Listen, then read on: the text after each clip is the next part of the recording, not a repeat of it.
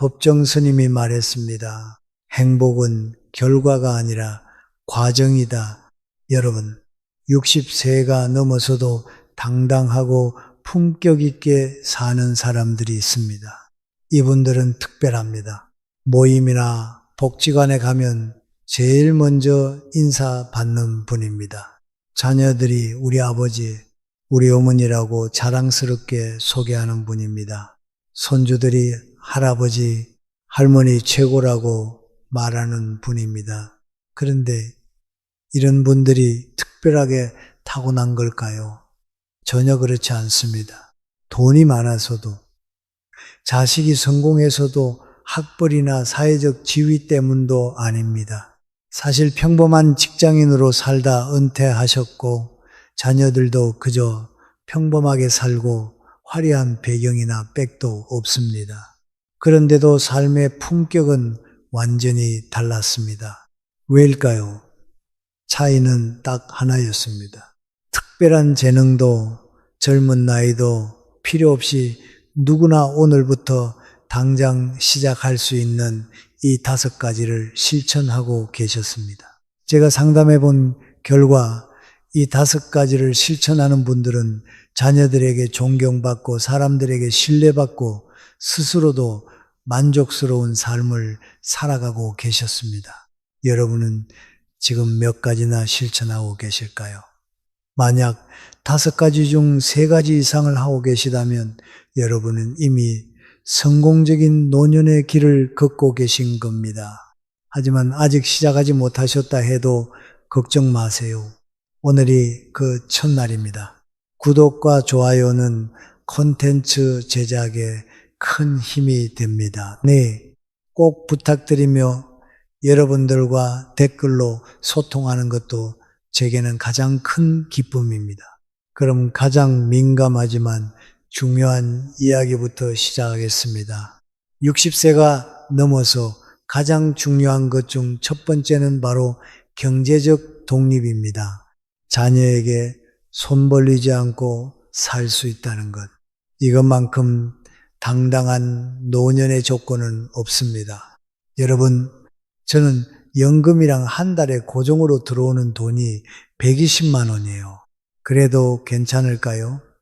지난달 홀로 사시는 70대 여성분이 제게 하신 질문입니다. 저는 이렇게 답했습니다. 중요한 건 얼마를 가지고 계신가가 아니라 그것을 어떻게 관리하고 계신가입니다. 여기서 중요한 질문을 하나 드려볼게요. 60세부터 평균 수명인 83세까지 23년을 산다고 가정할 때 도대체 얼마나 필요할까요? 현실적인 계산을 해보겠습니다. 1인 기준 최소 생활비를 월 150만 원으로 잡으면 연간 1,800만 원입니다. 23년이면 4억 1,400만 원입니다. 여기에 의료비, 경조사비, 긴급 상황을 고려하면 최소 5억 원은 있어야 합니다. 하지만 안타깝게도 대부분의 사람들은 이 금액을 준비하지 못한 채 노년을 맞이합니다. 여러분, 노년이 되면 많은 소득은 기대하기 어렵습니다.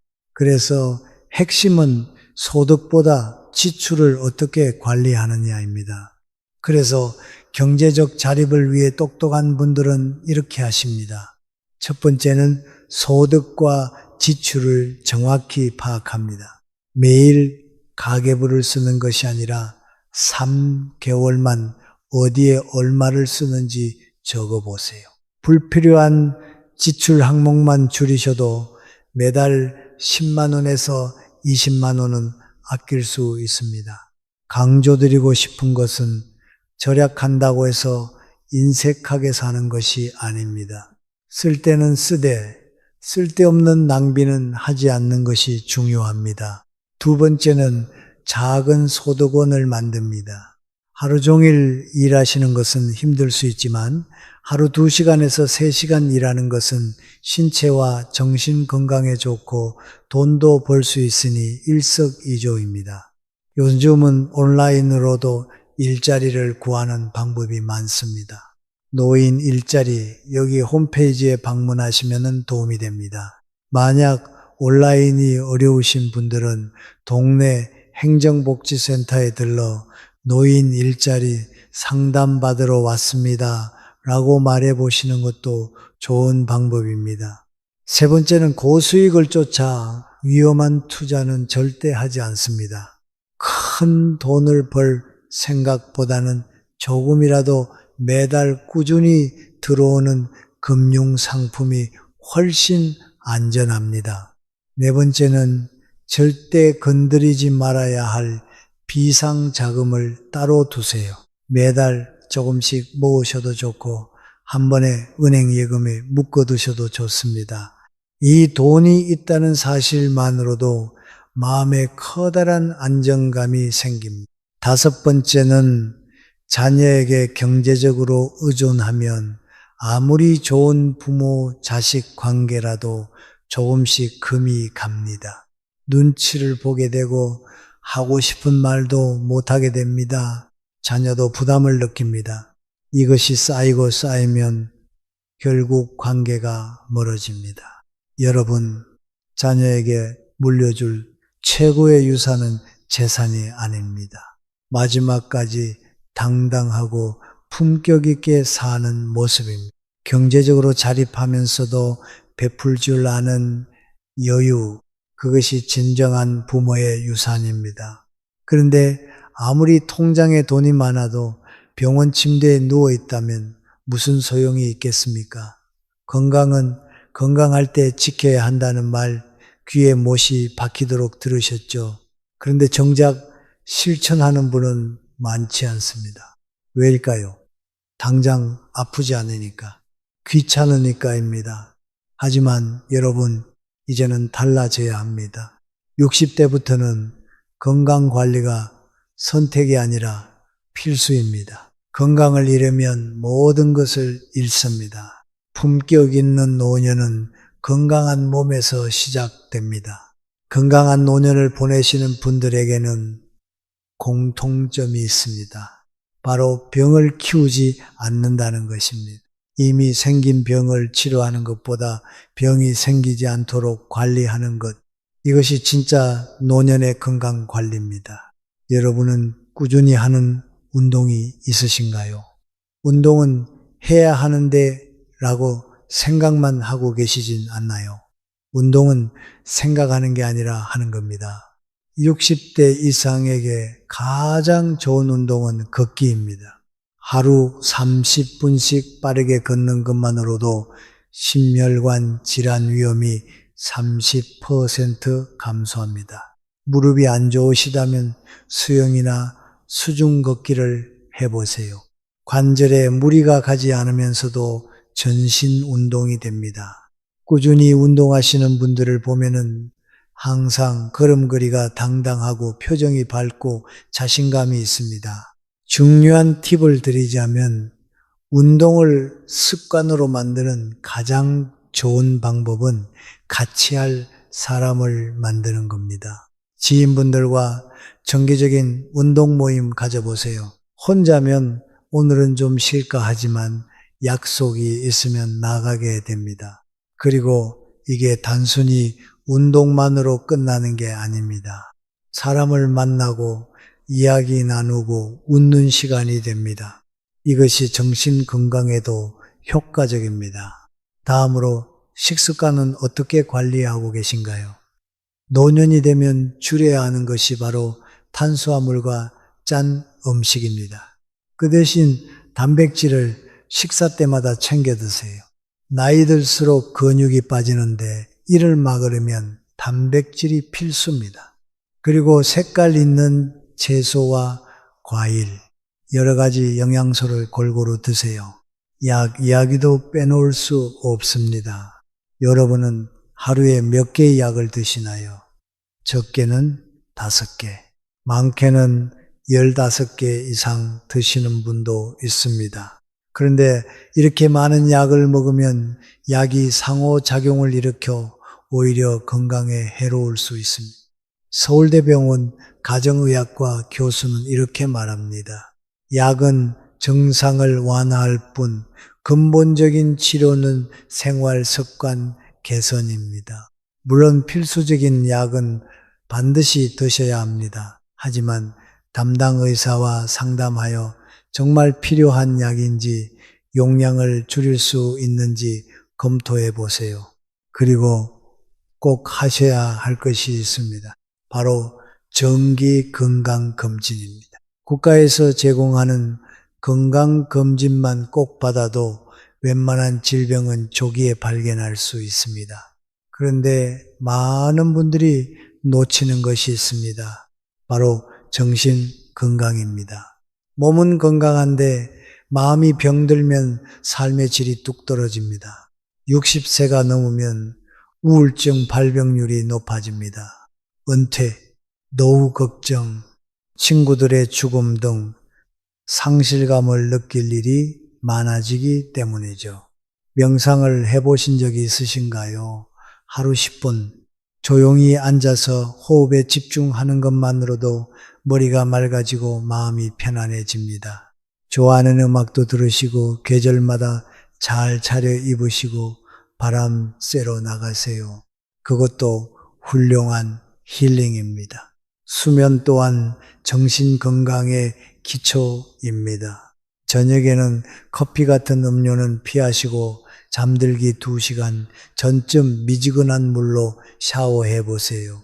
방의 온도를 18도에서 20도 사이로 맞춰두면 자연스럽게 졸음이 밀려옵니다. 기억하세요. 건강은 노년의 당당함의 기본입니다. 그런데 돈도 있고 몸도 건강한데 머리가 늙으면 어떻게 될까요? 놀라운 사실을 말씀드리면 그 뇌의 노화는 여러분 스스로 만들고 계신 겁니다. 어떻게 스스로 만드는 걸까요? 바로 배움을 멈추는 순간부터입니다. 이제 와서 무슨이라는 한마디가 여러분의 뇌를 늙게 만듭니다. 심리학에서는 이것을 자기 충족적 예언이라고 부릅니다. 내가 할 수 없다고 믿으면 정말로 할 수 없게 되는 겁니다. 배우면은 나이가 없습니다. 아니, 오히려 나이가 들수록 당당하게 살고 싶으시면 더 배워야 합니다. 왜일까요? 세상이 너무 빠르게 변하기 때문입니다. 불과 10년 전만 해도 스마트폰이 이렇게 일상화될 줄 누가 알았습니까? 이제는 은행 가는 것도 병원 예약하는 것도 물건 사는 것도 다 스마트폰으로 합니다. 이걸 못하면 불편할 뿐만 아니라 사기도 당하기 쉽고 사회에서 소외됩니다. 70대 선생님은 2년 전부터 스마트폰 사용법을 본격적으로 배우기 시작하셨습니다. 주민센터에서 하는 스마트폰 교실도 다니시고 손주한테 물어보기도 하면서 하나하나 배우셨습니다. 지금은 어떨까요? 카카오톡 메시지도 보내시고 채널에서 영상도 보고 댓글도 남기시고 쿠팡으로 장도 보십니다. 은행 앱으로 계좌 이체도 하시고 네이버 지도로 길도 찾아가십니다. 세상이 이렇게 편한 줄 몰랐다고 하시더군요. 디지털 기기 사용은 이제 선택이 아니라 생존의 문제입니다. 병원 예약, 은행, 업무, 공공기관, 민원 다 온라인으로 가고 있습니다. 창구는 점점 줄어듭니다. 지금 배우지 않으면 앞으로 더 힘들어집니다. 어떻게 시작할까요? 주민센터나 도서관에서 무료로 스마트폰 교실을 운영합니다. 가까운 곳을 찾아보세요. 손주나 자녀에게 물어보는 것도 좋지만 너무 자주 물어보면 짜증낼 수 있습니다. 차라리 또래 친구들과 함께 배우는 게 부담이 없습니다. 서로 모르는 건 물어보고 알려주고 그러다 보면은 실력이 멉니다. 최근에는 시니어를 위한 채널도 많습니다. 어르신을 위한 스마트폰, 시니어 디지털 교실 같은 키워드로 검색하면 친절하게 설명해주는 영상들이 나옵니다. 천천히 반복해서 보면서 따라하세요. 조선시대 다산 정약용 선생을 아시죠? 40세에 유배를 떠나 57세까지 18년을 갇혀 지냈습니다. 유배지에 도착했을 때 사람들은 대역죄인이라며 멀리했습니다. 정약용은 이제야 참다운 공부를 할 수 있는 시간을 얻었구나 라며 유배 생활 동안 500여 권의 방대한 저수를 남겼습니다. 유배에서 풀려난 후에도 75세에 돌아가실 때까지 배움을 멈추지 않으셨습니다. 여러분, 배움에는 공부만 있는 것이 아닙니다. 악기는 어떨까요? 뇌과학자들은 악기 연주를 뇌의 종합운동이라고 부릅니다. 악기를 다루면 손가락을 섬세하게 움직여야 하고 악보를 읽어야 하고 리듬을 기억해야 합니다. 이 모든 것이 뇌의 여러 영역을 동시에 활성화시킵니다. 치매 예방에 이만한 것이 없습니다. 그림 그리기도 좋습니다. 그림을 그리는 동안에는 오롯이 그 순간에 집중하게 됩니다. 과거의 후회도 미래의 걱정도 잠시 잊게 됩니다. 심리학에서는 이런 상태를 몰입이라고 부릅니다. 몰입 상태에서는 스트레스 호르몬이 감소하고 행복 호르몬이 증가합니다. 명상과 같은 효과가 있습니다. 주말 농장이나 집안의 나만의 정원 가꾸기도 훌륭한 취미입니다. 씨앗을 심고 물을 주고 싹이 트고 자라는 과정을 보는 것만으로도 힐링이 됩니다. 생명을 돌보는 일은 우리에게 생의 의미를 줍니다. 아침에 일어나 식물에 물을 주는 것, 이것만으로도 하루를 시작할 이유가 생깁니다. 온라인 강의도 활용해 보세요. 요즘 유튜브 안 하면 어디서든지 색종이, 접기부터 가구 만들기까지 모든 것을 무료로 배울 수 있습니다. 배움에는 끝이 없습니다. 오늘 하나를 배우면 내일은 2개를 알게 됩니다. 그리고 그 과정에서 여러분의 내면은 계속 젊어집니다. 명심하세요.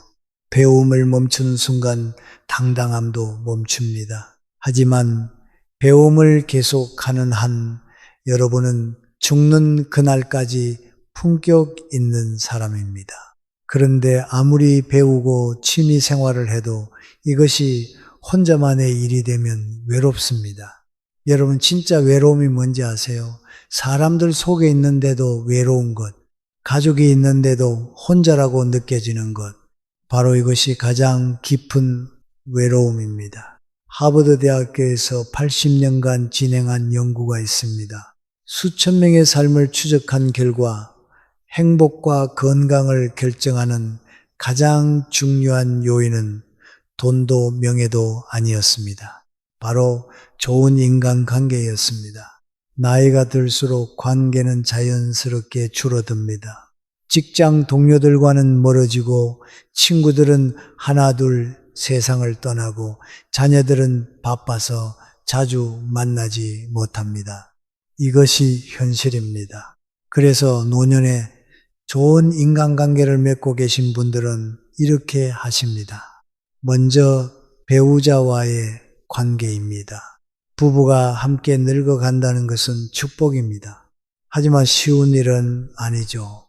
은퇴 후 부부 관계가 오히려 나빠지는 경우가 많습니다. 남편분은 바빠서 보이지 않던 집안일들이 보이기 시작합니다. 그리고 이제 시간이 많으니 아내를 따라다니며 잔소리 아닌 잔소리를 하기 바쁘시고 아내분은 평생 듣는 잔소리를 60이 넘어서 다 듣는다며 신세 한탄하십니다. 제가 상담했던 한 아내분이 이런 말씀을 하시더라고요. 돈 잘 벌어오는 남편보다 더 좋은 남편이 뭔지 아세요? 집에 없는 남편이에요. 웃을 수도 울 수도 없는 이야기죠. 해결책은 2가지입니다. 먼저 각자의 시간을 반드시 가지세요. 24시간 붙어 있으니 사소한 일에도 얼굴 붉히는 겁니다. 남편은 남편대로, 아내는 아내대로 운동도 하고 친구도 만나고 취미생활도 하세요. 평일에는 각자 시간을 보내고 저녁에 만나면 더 반갑고 고맙습니다. 그리고 주말에는 여행, 등산, 축제에 함께 다니시면서 사진도 찍으시고 맛있는 외식도 하세요. 다음으로는 대화의 중요성입니다. 가수 주현미 님도 라디오에서 말씀하셨어요. 아내들이 바라는 것은 팩트가 아니라 공감과 위로인데 남편분들이 잘 모른다고요.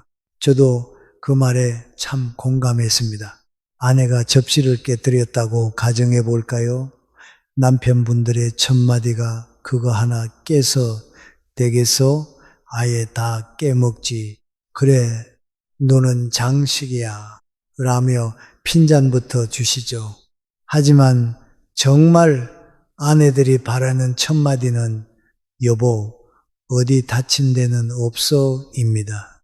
반대로 남편분들도 상처받습니다. 은퇴 후에는 이제 조금 편히 살아볼까 싶습니다. 그래서 텔레비전이라도 마음껏 보려치면 아내들은 푸념을 시작합니다. 내 친구 남편은 은퇴하고 집안일도 도와주고 이번에 해외여행도 간다는데 내 팔자가 그렇지 뭐. 남편들은 이런 아내들의 눈치와 비교당하는 한마디에 자존심이 상합니다. 여러분, 배우자는 남은 인생을 함께 걸어갈 친구이자 동반자입니다. 서로 존중하고 배려해 주세요. 이것이 품격 있는 부부의 모습입니다. 다음은 자녀와의 관계입니다. 여러분은 노년에 자식에게 보상받으려고 그렇게 헌신하며 자녀 농사를 지으셨나요? 아니시잖아요. 우리 자녀가 잘 살길 바라는 마음에 그렇게 애지중지 키우셨잖아요. 그런데 이런 분들이 참 많으세요. 남의 집 자식은 매달 용돈을 보내주더라. 이번에 냉장고를 바꿔주더라. 이런 말은 자녀에게 부담과 죄책감을 줍니다. 심리학에서는 이것을 감정적 거래라고 부릅니다. 사랑과 희생을 마치 은행 계좌에 저축하듯 쌓아두고 나중에 이자를 붙여 돌려받으려는 무의식적 기대 말입니다. 내가 너한테 이만큼 해줬으니 너도 나한테 이만큼 해줘야지 라는 심리죠. 자녀는 여러분의 은행이 아닙니다. 투자해서 배당받는 상품이 아닙니다. 여러분이 주신 사랑은 빚이 아닙니다. 그러니 갚으라고 하지 마세요. 나중에 우리 자식들이 챙겨줄 거야 라는 기대는 과감히 버리세요.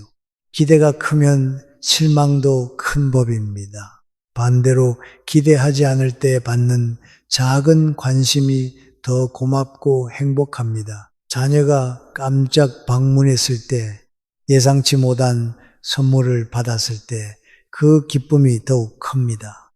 친구와의 관계도 빼놓을 수 없습니다. 사실 배우자나 자식에게도 말 못할 고민이나 걱정을 털어놓기에 가장 좋은 사람은 친구죠. 만나서 뭔가를 거하게 하는 게 아니라 커피나 술 한잔 하면서 옛 이야기, 일상 이야기만 나누어도 마음이 참 좋아지고 가벼워집니다. 오랜 친구분들이 있으신가요? 정말 축복입니다. 그 관계를 소중히 하세요. 자주 만나고 자주 연락하세요. 하지만 여기서 그치지 마시고 새로운 친구도 만들어 보세요. 취미, 봉사, 종교활동에 참여하시다 보면 마음이 잘 맞는 분들이 계실 겁니다. 적극적으로 먼저 연락도 하시면서 좋은 관계를 유지하세요. 생애 마지막까지 함께 울고 웃을 수 있는 친구가 있다는 것, 그것만큼 큰 축복은 없습니다. 좋은 사람들과 함께 있을 때 여러분은 죽는 그날까지 당당하고 행복합니다. 그런데 경제적 여유, 건강, 좋은 관계를 가지고 있어도 이것이 없으면 모든 것이 물거품입니다. 바로 마음가짐입니다. 인생은 마음먹기에 달렸다. 이 말 그냥 속담이 아닙니다. 심리학적으로 증명된 사실입니다. 한번 상상해 보세요. 여러분, 앞에 컵에 물이 반 정도 차 있습니다. 여러분은 그걸 보시고 어떤 생각이 드시나요? 컵에 물이 반밖에 없는가요? 아니면 컵에 물이 반이나 있는가요? 같은 컵, 같은 물인데 왜 어떤 사람은 부족하다고 느끼고 어떤 사람은 충분하다고 느낄까요? 그 이유는 심리학에서 말하는 인지 프레임 때문입니다.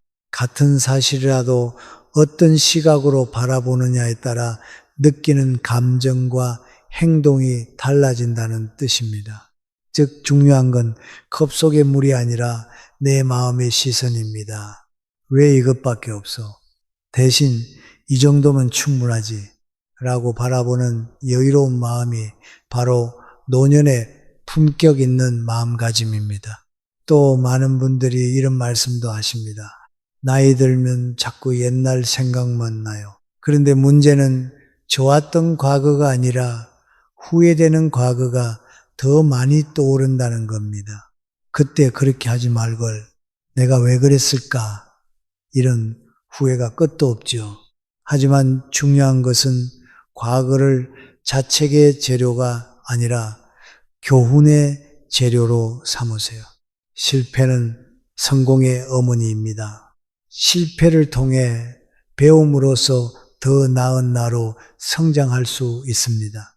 그리고 무엇보다 자기 연민에서 벗어나세요. 나는 불쌍해. 누구 하나 나를 이해해주는 사람이 없어. 나만 이렇게 힘든 것 같아. 이런 생각은 독약입니다. 빠져들수록 더 우울해집니다. 여러분만 힘든 게 아닙니다. 행복해 보이는 사람도 그 사람 나름의 아픔과 걱정이 있습니다. 자기만 불행하다고 생각하지 마세요. 자기 연민의 해독제는 비교의 중단입니다. 다른 사람과 비교하지 마세요. 특히 남의 좋은 면과 나의 부족한 면을 비교하지 마세요. 정 비교하고 싶으시면 과거의 나와 비교하세요. 작년보다 건강해졌는가? 지난달보다 마음이 편안한가? 또한 자신을 너무 진지하게 대하지 마세요. 실수해도 괜찮습니다. 완벽할 필요 없습니다. 나이 들면서 실수가 늘어나는 건 자연스러운 일입니다.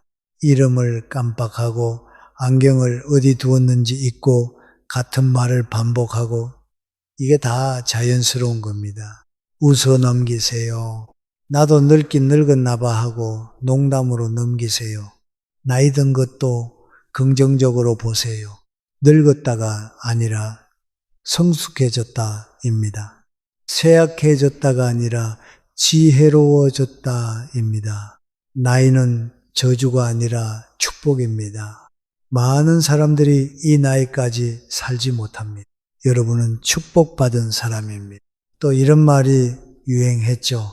죽기 전에 꼭 해야 할 버킷리스트. 물론 나쁜 것은 아닙니다. 하지만 더 중요한 것은 오늘의 행복입니다. 큰 행복은 일생에 몇 번 있을까 말까입니다. 하지만 작은 행복은 매일 있습니다. 버스 정류장에 도착했더니 타려고 하는 버스가 딱 맞춰 왔을 때 세탁하려고 바지 주머니를 뒤지다 10,000원을 발견하는 순간 선착순인데 딱 내가 마지막 사람일 때와 같은 소소한 기쁨들이 모여서 행복한 인생을 만듭니다. 자, 이제 하루를 마치고 밤에 잠들기 전에는 이렇게 말하세요. 오늘도 무사히 하루를 마칠 수 있어서 감사합니다. 내일도 좋은 하루가 되기를 바랍니다. 뇌과학에서 우리 뇌는 우리가 반복적으로 생각하는 것을 사실로 받아들인다고 합니다. 그래서 긍정적인 언어는 자신감 있고 당당한 인생의 출발점이 됩니다. 이제 정말 중요한 말씀을 드릴게요.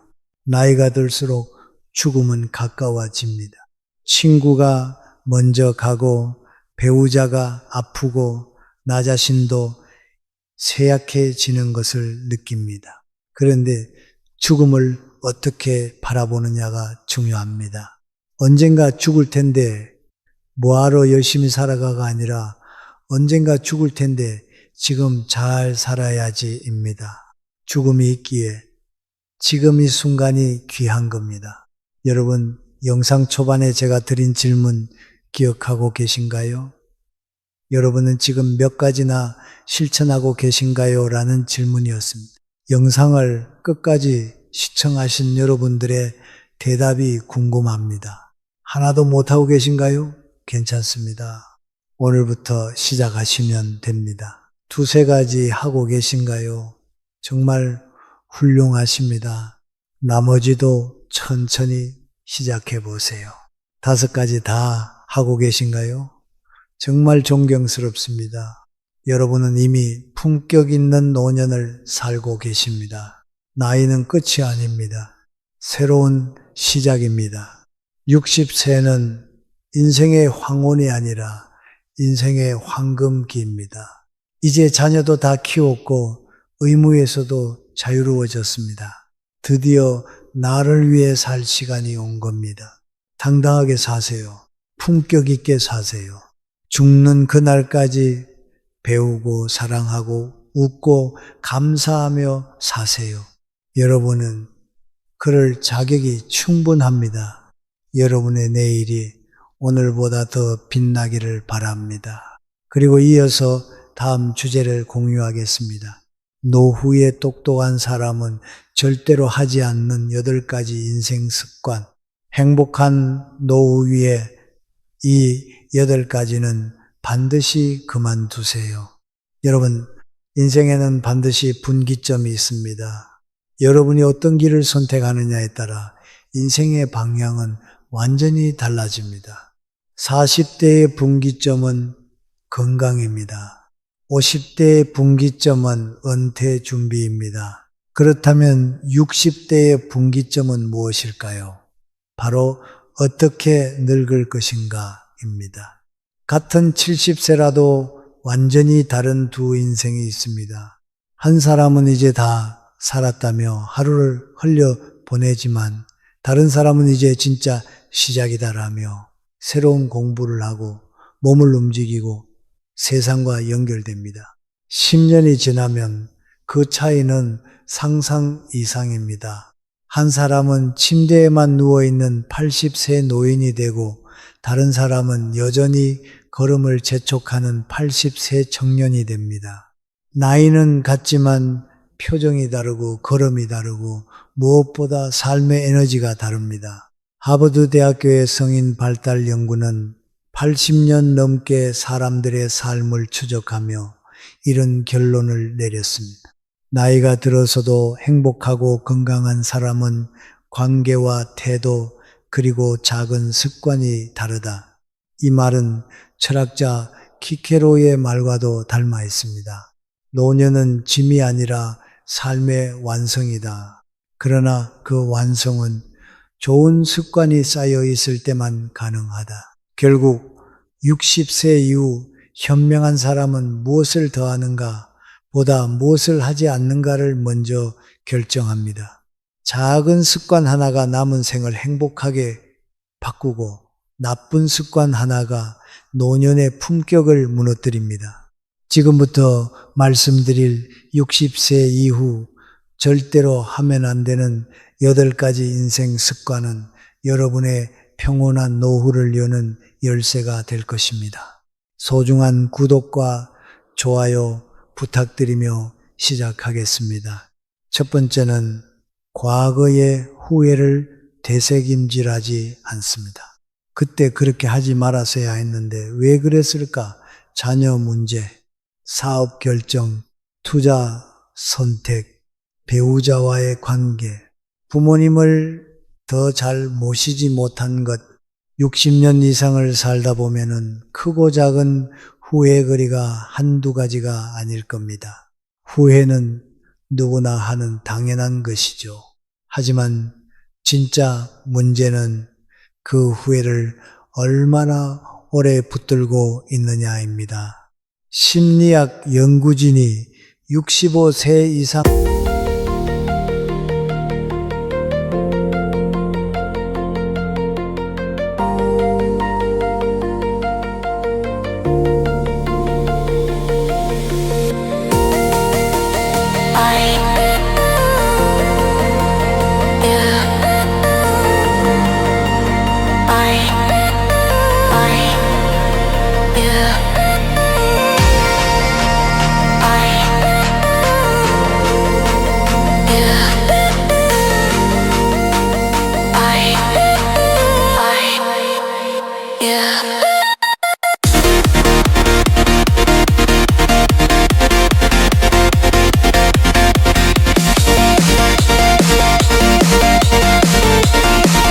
수백 명을 5년간 추적 관찰한 결과가 있습니다. 참가자들의 일상을 기록한 결과 과거 후회에 자주 사로잡히는 그룹은 그렇지 않은 사람들에 비해 우울증 위험이 약 3배 이상 높았고 수면의 질도 눈에 띄게 낮았으며 면역 기능 역시 저하되는 경향을 보였다고 합니다.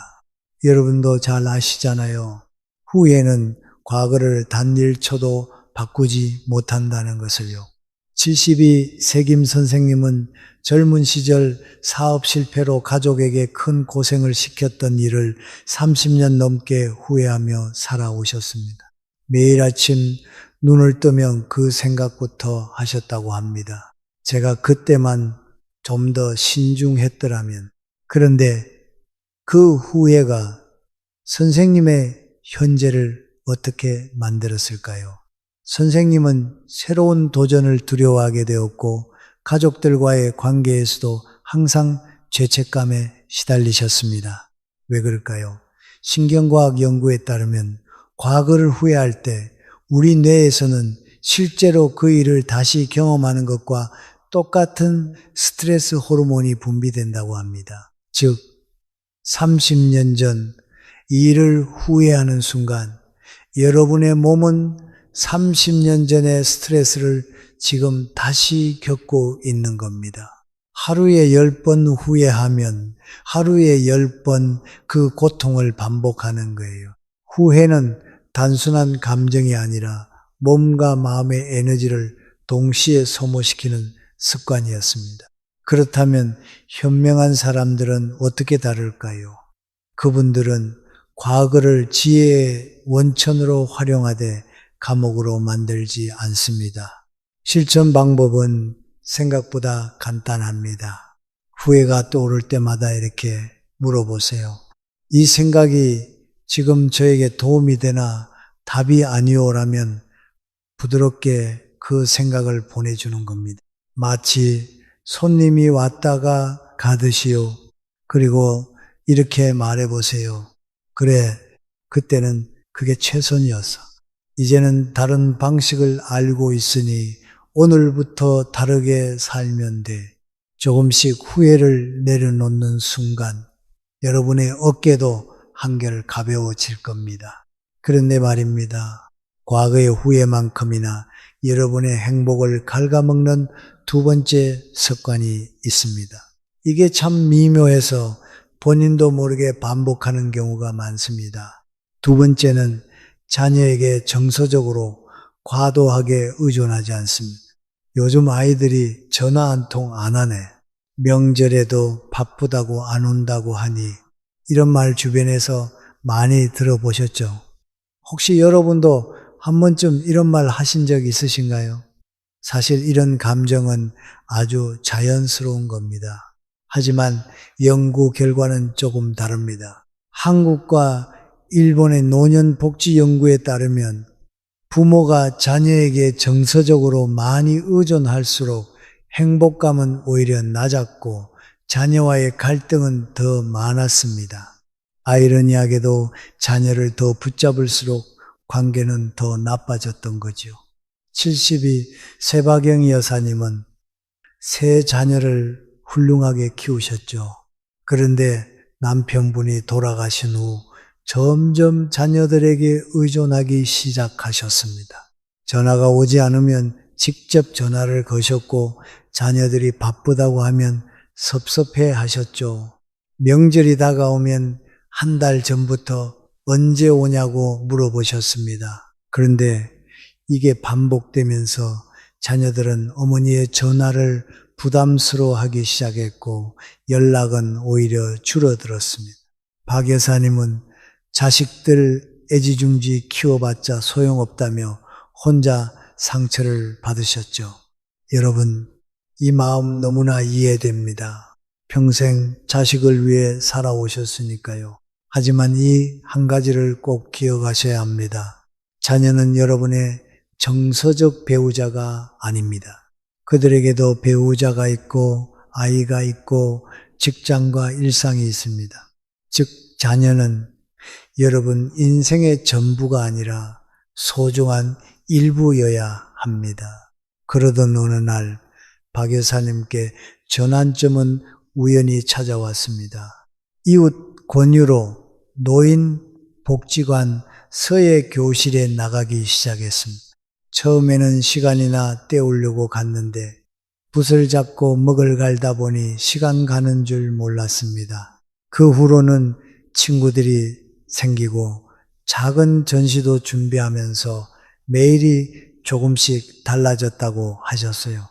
여기서 핵심을 말씀드리면은 자녀를 사랑하지 말라는 게 아닙니다.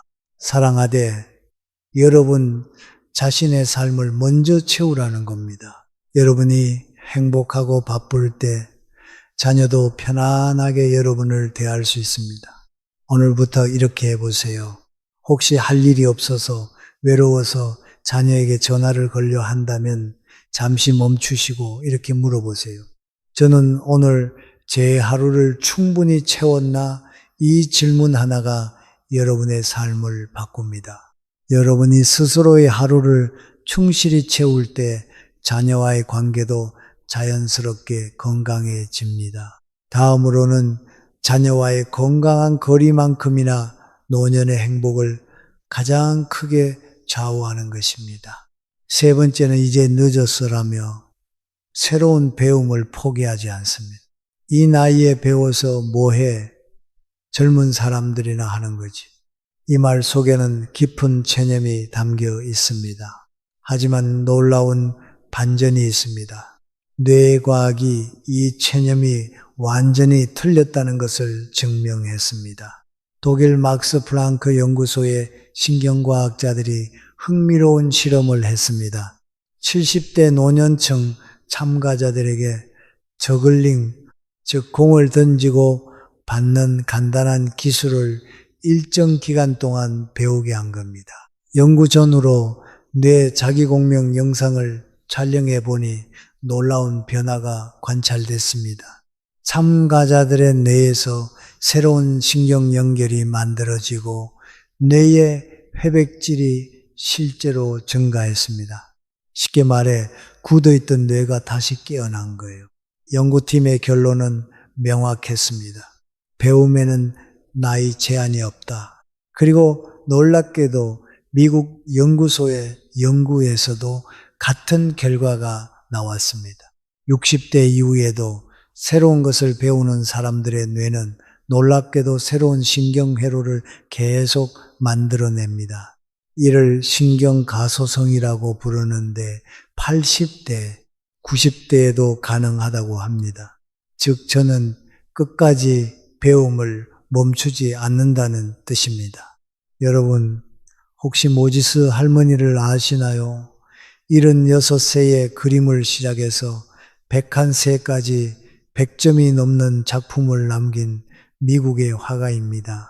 그녀는 이렇게 말했습니다. 인생은 우리가 만드는 거예요. 언제나 그랬고 앞으로도 그럴 겁니다. 그녀의 그림은 지금도 전 세계에서 사랑받고 있습니다. 평생 자녀 뒷바라지로 살았던 최 여사님도 예수나 홉세에 처음으로 저를 위한 공부를 시작했습니다. 복지관 문학 창작반에 들어가 글을 쓰기 시작하셨죠. 처음에는 맞춤법도 서툴고 문장도 어색했지만 이 나이에 글을 써서 뭐 하냐는 말 대신 지금부터 진짜 제 인생을 써보자라는 생각으로 하루도 빠짐없이 글을 쓰셨습니다.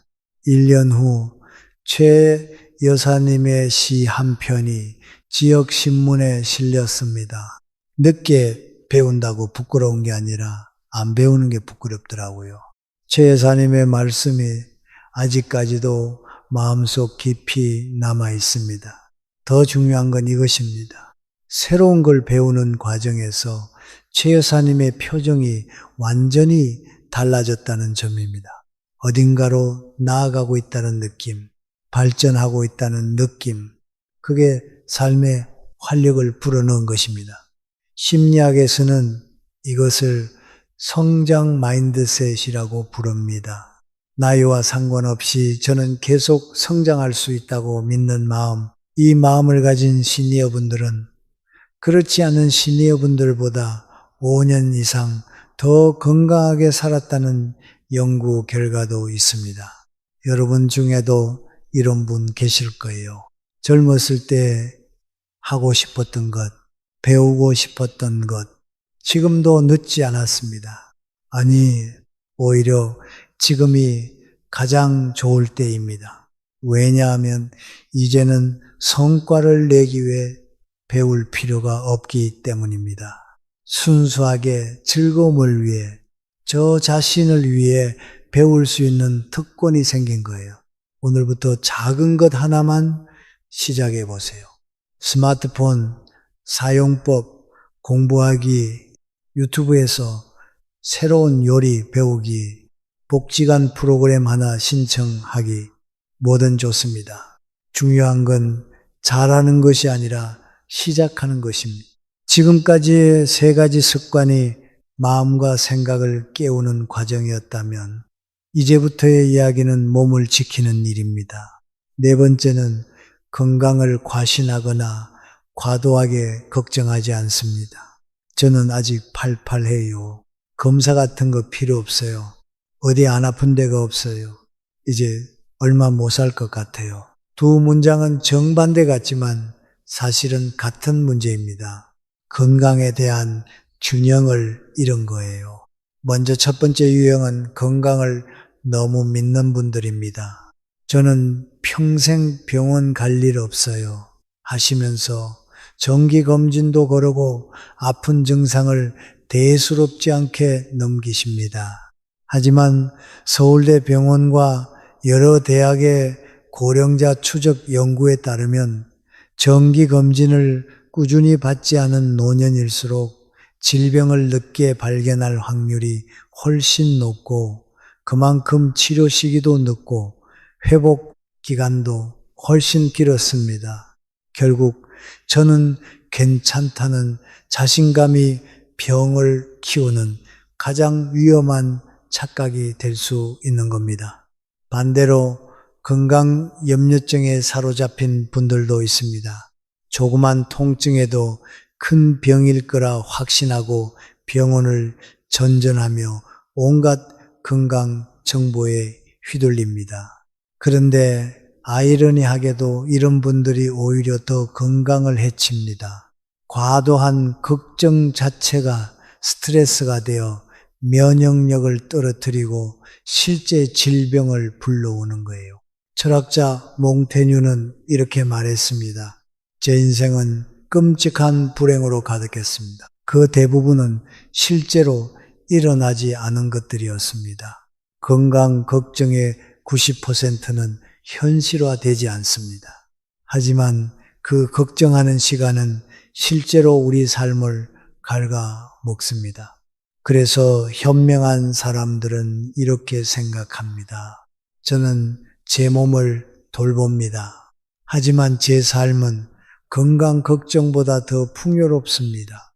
실제로 장수 지역으로 유명한 일본 오키나와의 90세, 100세 이상 장수하신 분들을 연구한 결과가 있습니다. 그들의 공통점은 건강에 집착하지 않는다는 것이었습니다. 규칙적으로 먹고 적당히 움직이고 사회활동을 하지만 하루 종일 건강 이야기만 하지 않았습니다. 어느 100세 어르신은 이렇게 말씀하셨어요. 병이 있으면 치료하고 없으면 살면 되지. 이보다 더 단순하고 지혜로운 말이 있을까요? 그럼 구체적으로 균형 잡힌 건강 습관을 만드는 3가지 방법을 말씀드리겠습니다. 첫째, 정기검진은 반드시 받으세요. 혈압, 혈당, 콜레스테롤 같은 객관적 수치로 몸 상태를 파악하는 겁니다. 이것은 과도한 걱정이 아니라 필요한 관리입니다. 둘째, 몸이 보내는 신호를 무시하지 마세요. 피곤하면 쉬고 아프면 병원에 가세요. 이 정도는 참을 수 있어가 아니라 제 몸을 존중하자는 마음으로요. 셋째, 나이를 핑계 삼지도 무시하지도 마세요. 나이 들어서 다 아파라며 방치하는 것도 문제이고 저는 안 늙는다며 무리하는 것도 문제입니다. 68세의 몸은 68세의 방식으로 건강할 수 있습니다. 그리고 마지막으로 그 외의 시간에는 건강 걱정을 내려놓으세요. 그 시간에 친구를 만나고 취미를 즐기고 많이 웃으세요. 웃음이 면역력을 높인다는 연구 결과 아시죠? 건강을 걱정하는 시간보다 웃는 시간이 실제로 더 건강에 좋습니다. 그런데 건강만큼이나 밤잠 설치게 만드는 것이 있습니다. 이건 거의 모든 시니어분들이 걱정하는 부분입니다. 다섯 번째는 돈 걱정에 과도하게 사로잡히지 않습니다. 노후 자금이 부족하면 어쩌지? 자식들에게 짐이 되면 안 되는데 혹시 이런 생각 때문에 잠 못 이루신 적 있으신가요? 물론 경제적 안정은 중요합니다. 하지만 돈 걱정에 사로잡혀 살면서 정작 노년의 삶은 놓치고 있지 않으신가요?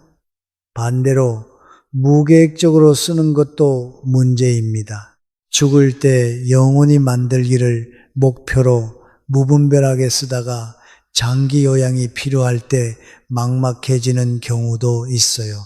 균형이 필요합니다. 일본의 한 노년학자가 제안한 60, 30, 10 법칙이 있습니다. 은퇴 후 자산의 60%는 기본 생활비와 비상금으로 보존하고 30%는 건강과 관계를 위해 쓰고 10%는 마음 가는 대로 즐기라는 겁니다. 이 10%가 중요해요.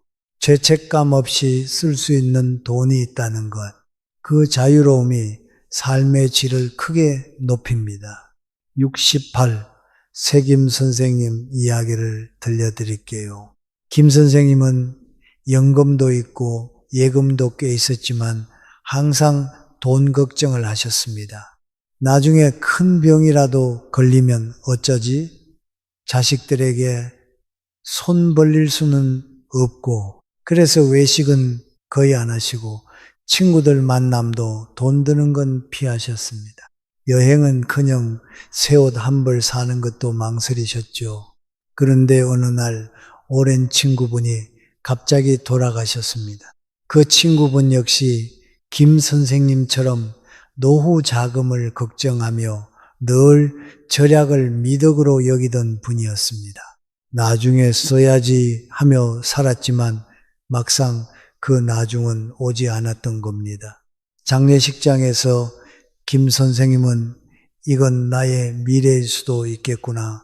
나는 뭘 위해 이렇게 아끼며 살았나 하고 깨달으셨다고 합니다. 그날 이후 선생님은 삶의 방식을 바꾸셨습니다. 큰 변화는 아니었습니다. 일주일에 한 번 친구들과 밥 먹기, 가끔 좋아하는 떡 사 먹기, 낡은 속옷을 새 것으로 바꾸고 항상 배우고 싶었던 악기 수업을 등록했습니다. 큰 돈은 아니었지만 삶의 작은 기쁨을 더하신 거였습니다. 2년 후 선생님은 말씀하셨습니다. 예금 잔고는 조금 줄었지만 내 삶의 잔고는 훨씬 풍요로워졌어요. 재무 설계사들이 하는 말이 있습니다. 60세 이후 가장 현명한 재무 계획은 적절한 지출이다. 너무 아끼지도 너무 쓰지도 않는 균형 잡힌 돈 관리가 중요하다는 뜻이죠. 그래서 이렇게 해보세요. 첫째, 구체적인 재정 계획을 세우세요.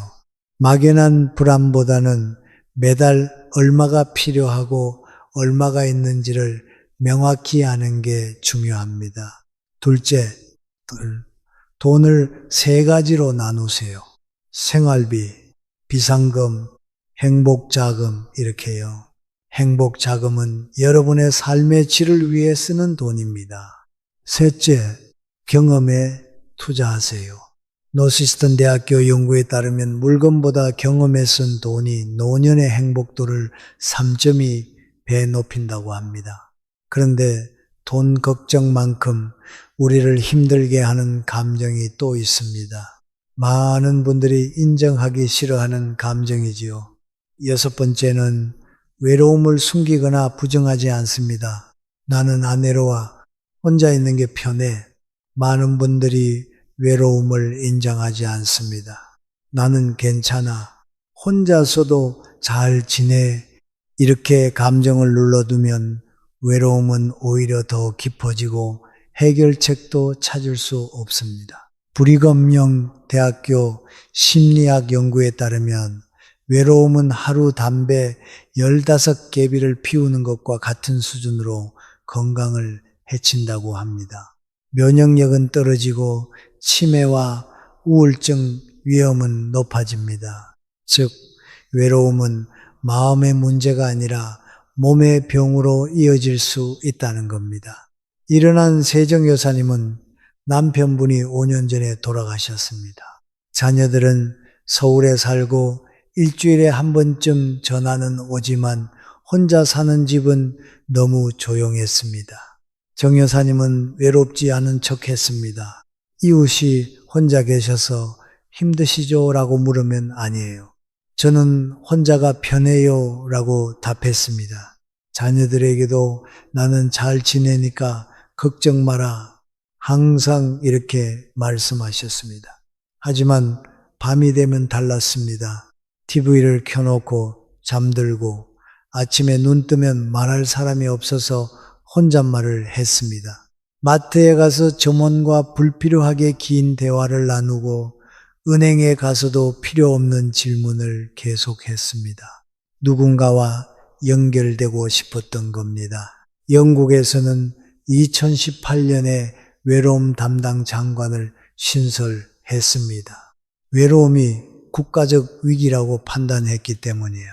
헬로 프로젝트라는 프로그램을 운영했는데 외로운 노인분들에게 일주일에 한 번씩 전화 친구를 연결해 주는 겁니다. 놀랍게도 참가자의 83%가 삶의 질이 향상됐다고 답했습니다. 단지 누군가와 이야기를 나눴을 뿐인데요. 정 여사님도 변화하기로 결심했습니다. 먼저 노인복지관에 등록해 시니어 댄스 교실에 나가기 시작했습니다. 처음엔 어색했지만 비슷한 처지의 사람들을 만나니 마음이 편했습니다. 다들 외로움을 솔직히 이야기했고 서로 위로가 됐습니다. 동네 노인 봉사 모임에도 가입했습니다. 자신보다 더 힘든 이웃을 돕다 보니 외로움이 조금씩 줄어들었습니다. 누군가에게 필요한 사람이 된다는 느낌, 그게 큰 힘이 됐습니다. 6개월 후 정 여사님은 달라졌습니다. 댄스 교실, 친구들, 봉사 모임, 사람들, 이웃들, 주변에 인연이 생기면서 외로움이 줄어들었습니다. 아니, 정확히 말하면 외로울 때가 있어도 괜찮아졌습니다. 언제든 연락할 사람들이 있으니까요. 여기서 정말 중요한 점을 말씀드릴게요. 외로움을 해결하는 첫 단계는 인정입니다. 나는 외로워. 그리고 그건 자연스러운 감정이야. 이렇게 말하는 순간 해결의 문이 열립니다. 두 번째는 행동입니다. 외로움은 기다린다고 사라지지 않습니다. 복지관이든 교회든 동호회든 봉사 모임이든 어디든 나가야 합니다. 처음은 어색합니다. 하지만 계속 나가다 보면 익숙해지고 사람도 만나고 웃을 일도 생깁니다. 세 번째는 연결입니다. 요즘은 혼자 살아도 연결될 방법이 많습니다. 영상통화로 자녀와 얼굴 보고 이야기하고 카카오톡으로 친구들과 안부 나누고 온라인 모임에 참여할 수도 있습니다. 오늘부터 이렇게 해보세요. 외로울 때 나는 안 외로워라고 부정하지 말고 나는 외로워. 그래서 뭘 해볼까? 라고 물어보세요. 그 질문이 여러분을 움직이게 만들 겁니다. 그런데 말입니다. 외로운 만큼 많은 분들을 움츠러들게 만드는 게 있습니다. 이건 나이 듦과 관련된 정말 중요한 문제입니다. 7번째는 변화를 완강하게 거부하지 않습니다. 옛날이 좋았지. 요즘은 다 이상해. 이 말 혹시 자주 하세요? 키오스크 앞에서 당황하고 무인 결제 시스템이 불편하고 요즘 젊은이들 말투가 이해 안 되고 빠르게 변하는 세상이 불편하고 답답하지 않으신가요? 실제로 뇌과학에 따르면 변화를 두려워할 때 우리 뇌는 위협 반응을 보인다고 합니다. 스트레스 호르몬이 분비되고 두려움을 담당하는 편도체가 과도하게 반응하며 새로운 것을 배우는 전전두엽의 기능이 떨어집니다. 하지만 반대로 변화를 받아들일 때는 도전 반응이 활성화되어 뇌가 활발하게 작동하고 새로운 신경회로가 만들어집니다. 변화를 받아들인다는 건 내 신념이나 가치관을 버리라는 게 아닙니다.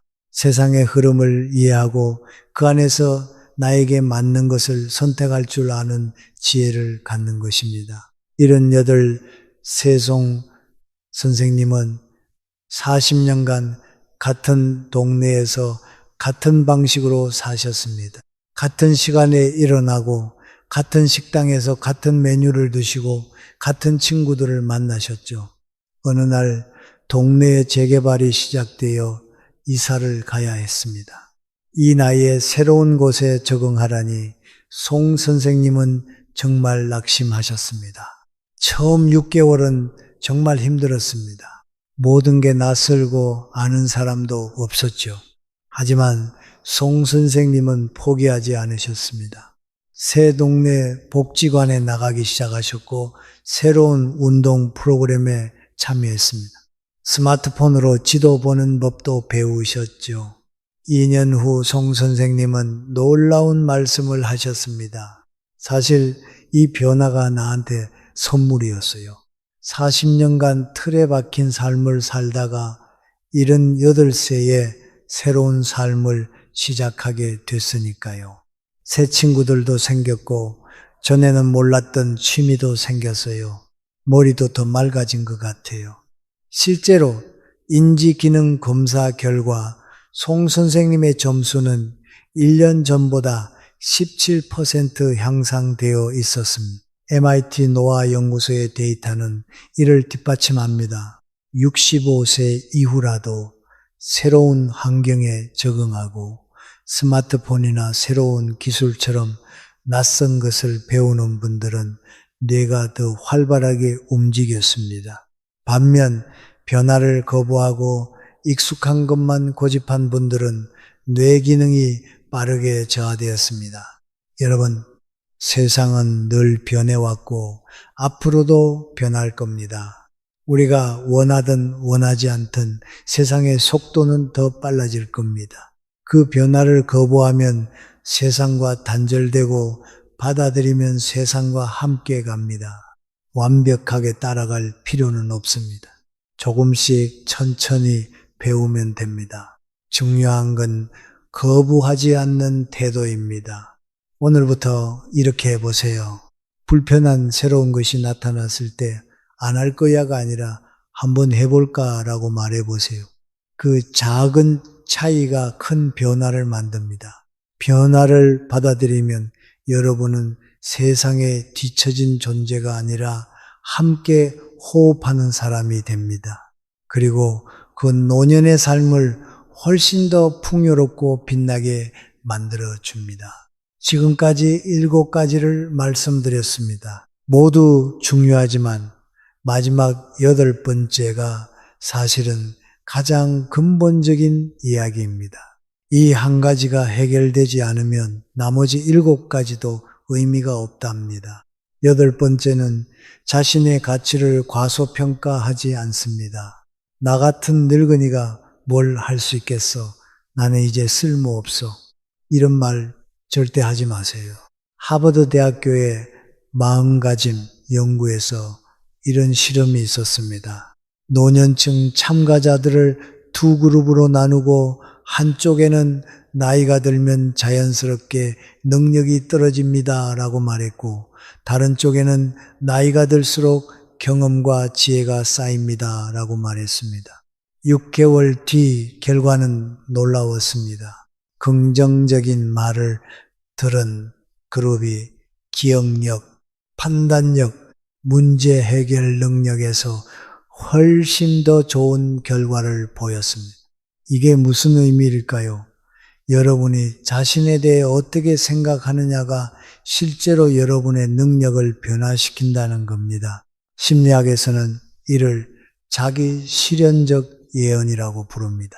나는 쓸모없어 라고 생각하면 실제로 아무것도 하지 않게 되고, 그러면 정말로 쓸모없어 보이는 삶이 됩니다. 반대로 나는 아직 가치 있어 라고 생각하면은 활동적으로 살게 되고, 그러면 실제로 가치 있는 삶이 됩니다. 진실은 이겁니다.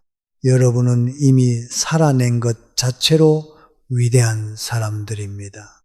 전쟁, 가난, 병, 상실, 그 모든 것을 이겨내며 여기까지 오셨잖아요. 그 경험과 지혜는 젊은이들보다 훨씬 깊고 단단합니다. 그런데 많은 분들이 아직도 스스로를 이제는 아무 데에도 쓸모없다고 말합니다. 돈을 벌지 않으면, 일을 하지 않으면 가치가 없다고요. 하지만 인간의 가치는 생산성이 아닙니다. 존재 그 자체가 가치입니다. 이런 세박 선생님은 법무사로 일하다 은퇴한 뒤 후배들의 연락이 하나둘 끊기자 이제 나를 찾을 사람은 아무도 없구나 싶었습니다. 그런데 어느 날 오랜 후배 한 명에게 전화가 왔습니다. 선배님, 제가 결정 하나 해야 하는데 조언 좀 부탁드려요. 박 선생님은 오랜만에 진지하게 조언을 해 주었습니다. 전화를 끊고 나서 그는 마음속으로 중얼거렸습니다. 직함은 사라져도 나의 경험은 여전히 누군가의 나침반이구나. 여러분은 여러분이 생각하는 것보다 훨씬 가치 있는 존재입니다.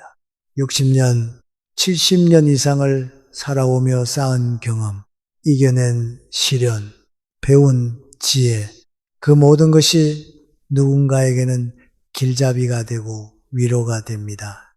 사회는 생산성으로 가치를 매기지만 인간의 가치는 생산성이 아닙니다. 여러분이 누군가를 사랑했다면, 누군가에게 위로가 되었다면, 누군가의 인생에 영향을 주었다면 그것만으로 충분히 가치 있습니다. 오늘부터 이렇게 해보세요. 아침에 일어나서 거울을 보며 말하세요. 나는 가치 있는 사람이야. 나는 존중받을 자격이 있어. 처음엔 어색할 겁니다. 하지만 매일 반복하다 보면 진짜로 그렇게 믿게 됩니다. 그리고 여러분의 경험을 나누세요. 봉사든 대화든 글이든 어떤 방식이든 좋습니다. 여러분이 가진 지혜는 누군가에게 빛이 될 수 있습니다. 자신의 가치를 아는 순간 여러분의 인생은 완전히 달라집니다. 더 이상 작아지지 않고 단단하게 자신을 사랑하게 됩니다. 그게 바로 품격 있는 노년의 시작입니다. 기억하세요. 나이는 숫자일 뿐입니다. 진짜 늙음은 숫자가 아니라 마음가짐에서 옵니다. 과거에 사는 것, 두려움에 갇히는 것, 자신을 포기하는 것, 그게 진짜 늙음이에요. 반대로 진짜 젊음은 호기심, 배움, 용기, 유연함, 그리고 자신을 사랑하는 마음입니다. 이건 나이와 상관없어요. 여러분은 지금까지 정말 잘 살아오셨습니다. 완벽하지 않아도 후회가 있어도 상처가 있어도요. 그 모든 것을 안고 여기까지 온 것만으로 충분히 훌륭합니다. 이제 조금 더 가볍게, 조금 더 자유롭게, 조금 더 행복하게 살 시간입니다. 여러분의 남은 날들이 지나온 날들보다 더 빛나기를 진심으로 응원합니다. 시청해 주셔서 감사합니다.